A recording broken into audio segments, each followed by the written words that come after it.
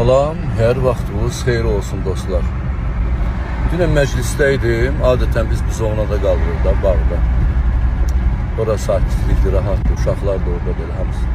Arvad uşağı da oradadır. Gedirəm indi arvadıma baş çəkməyə də. Dünən gəlmişəm.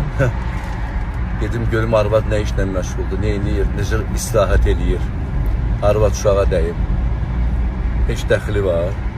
Kim necə istəyir, öz həyat yoldaşına müraciət edir. Onun bu şəxsi bir məsələdir də. Deyir, köhnə kəndə təzə adət gətirəcəksiniz siz. Arvad deyəndə deyir, cərimədir, heç dəxli var, mövzu bitir. Yoxsa iş güc yoxdur, bekarçılıqdır.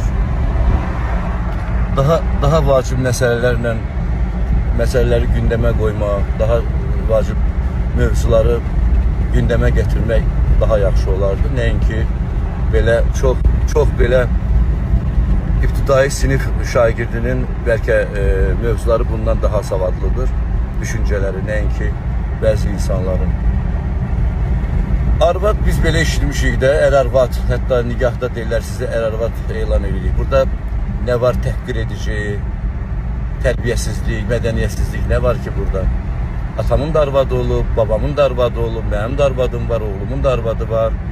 Biz onu sadəcə indi həyat yoldaşlar deyirik, ömür gün yoldaşlar deyirik. Yəni burada bir qəbahət yoxdur. Arvad daha şirindir əslində.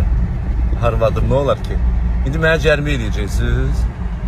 İşiniz bitib, Allah'a işiniz gücünüz tutarım. Neysə.